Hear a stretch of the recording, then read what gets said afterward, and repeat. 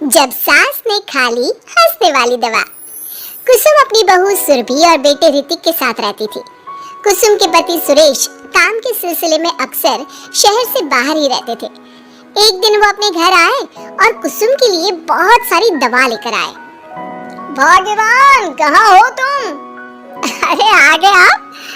इस बार बहुत दिनों में आए और मैंने आपको जो घुटनों के दर्द की दवाई लाने के लिए कहा था वो तो लाए हैं ना आप? हाँ हाँ, तुमने जो भी कहा था वो सारी चीजें ले आया हूँ। बस अब एक गिलास पानी तो पिला दो। सुरभि, एक गिलास पानी तो लाना। सुरभि जल्दी से पानी लेकर आती है। सुरेश सुरभि के सर पर हाथ रखता है और उसका हालचाल पूछता है। बहू, ये तुम्हारी सास के लिए मैं कुछ दवाई लाया था, तुम देख लो ये दवा। तुम्हारी सास तो है बुलक्कड़, किसी और दवाई की जगह कोई और दवाई खा लेगी तो लेने के देने पर जाएंगे। सुरेश एक एक करके सुरभि को दवाई बताने लगा। देखो, ये घुटने के दर्द की दवा है, ये घुटनों के दर्द के लिए मालिश का तेल है, रोज रात को मालिश करनी है इससे। ये बीपी की दवा और ये कमर दर्द की। एक दवाई की शीशी हाथ में लेकर कहते हैं, लेकिन ये दवाई किस चीज की है? लगता है मेडिकल वाले ने गलती से दे दिया। सुरेश कुछ दिन अपने घर वालों के साथ रहता है और फिर शहर से बाहर चला जाता है। सुरभि रोज अपनी सास को दवाई दे देती है, लेकिन एक दिन वो घर के काम में बहुत व्यस्त होती है और अपनी सास को दवाई देना भूल जाती है। लगता है सुरभि को आज बहुत ज्यादा काम है। चलो कोई बात नहीं, मैं खुद ही दवा ले लेती हूँ। अरे वाह, ये दवाई तो बहुत स्वादिष्ट है, थोड़ी सी और पी लेती हूँ। इस तरह कुसुम थोड़ी थोड़ी करके हंसने वाली दवाई की पूरी बोतल ही पी लेती है। माँ जी, आज मेरे मायके वाले आ रहे हैं, भैया का फोन आया था। क्या कहा, मायके वाले? अरे तो तू यहाँ क्यों खड़ी है? खाने में कुछ अच्छा सा बना ले। माँ जी, आप इतना हंस क्यों रही हो? आप मेरे मायके वालों का मजाक तो नहीं बना रही हो ना? नहीं नहीं नहीं, मैं कहाँ मजाक बना रही हूँ। मैं तो बस बता रही हूँ। माँ जी, आप झूठ भी बोलती है, आप अभी तो हंस रही थी। कुसुम हंसती ही रहती है। सुरभि वहाँ से चली जाती है और खाने की तैयारी में लग जाती है। थोड़ी देर बाद सुरभि का भाई और सुरभि की माँ आते हैं। कुसुम उन्हें अंदर बिठाती है और अपनी सास को बुला लाती है। समधन जी, कैसे हैं आप? मैं तो ठीक हूँ।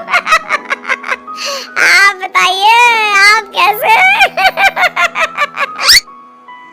आंटी जी, आप इतना हंस क्यों रही हो? मैं कहाँ हंस रही हूँ बेटा। जब कुसुम लगातार हंसे जा रही थी तो उन्हें इंसल्ट फील हुई और वे वहाँ से जाने लगे। अच्छा बहन जी, हम चलते हैं। आपकी मेहमान नवाजी का बहुत बहुत शुक्रिया। सुरभि की माँ जा ही रही थी, तभी उसका पैर फिसल गया और वो बहुत तेज गिरी। माँ, आप ठीक तो है? अरे बहन जी, आप ठीक तो है? आपको चोट तो नहीं लगी ना? आप मुझसे पूछ रही हैं या मेरा मजाक उड़ा रही हैं? बहन जी, पहले तो आप इतनी बदतमीज नहीं थी, लेकिन अब क्या हो गया है आपको? माँ, आप ठीक तो है ना? अंदर चलिए, मेरे कमरे में आराम कर लीजिए। नहीं सुरभि, हम जा रहे हैं, हमें अपना मजाक और उड़वाने का शौक नहीं है। और सुरभि, तुम अपनी सास का इलाज कराओ। इस तरह सुरभि के मायके वाले चले गए तो सुरभि का गुस्सा चौथे आसमान पर था।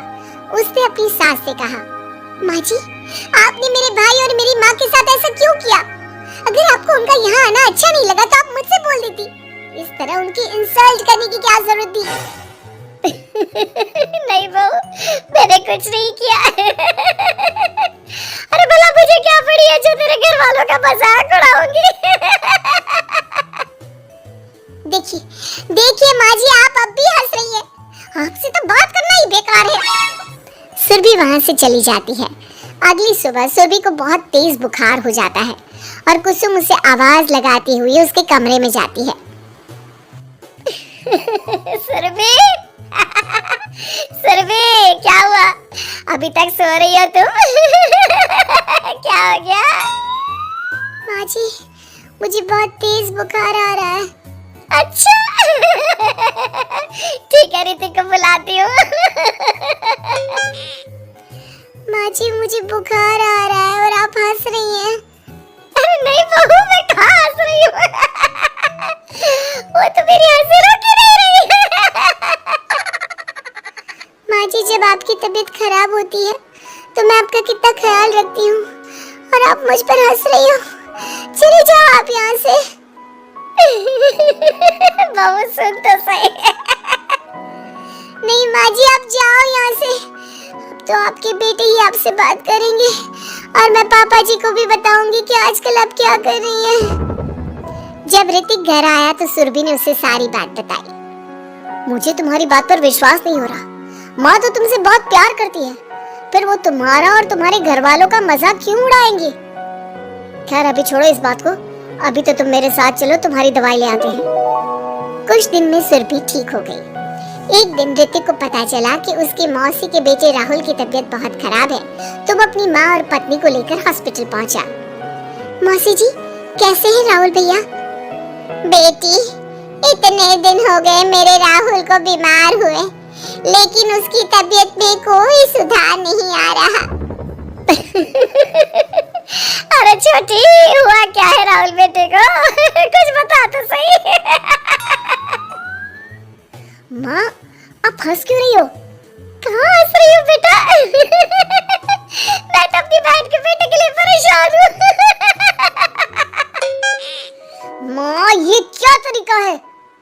रहने दे बेटा, ये तो मैंने सुना था कि मुसीबत में साया भी साथ छोड़कर चला जाता है। आज मैंने देख भी लिया। अरे नहीं बहन, मैंने ऋतिक और राहुल में ना कभी कोई फर्क नहीं किया।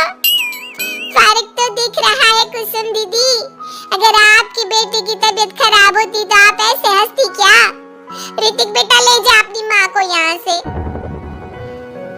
ऋतिक बहुत गुस्से में अपनी माँ से बात करने लगा, लेकिन कुसुम तो सिर्फ हंसे ही जा रही थी।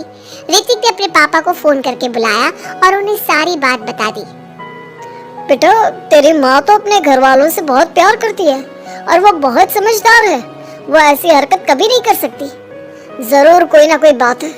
कल मैं उसे डॉक्टर के पास ले जाऊंगा। शाम को खाना खाने के बाद सुरभि कुसुम को दवाई देने के लिए गई तो उसने देखा कि दवाई की वो बोतल तो बिल्कुल खाली थी, जो सुरेश गलती से ले आया था। सुरभि ने वो बोतल सबको दिखाई। अरे, ये दवाई तो गलती से आ गई थी और मुझे तो पता भी नहीं कि ये किस मर्ज की दवाई है। कुसुम, क्या तुमने ये दवाई पी थी? हाँ जी, एक दिन जब वो काम में लगी थी ना, तो मैंने ये दवाई पी कर देखी थी।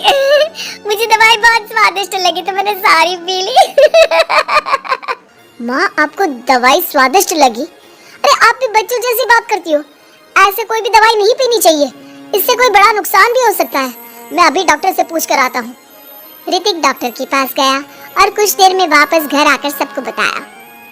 माँ ने जो ये दवाई खाई है ना, ये हंसने वाली दवाई है और माँ ने एक साथ बहुत मात्रा में दवाई खाई है, तो इसका असर थोड़े समय तक तो रहेगा।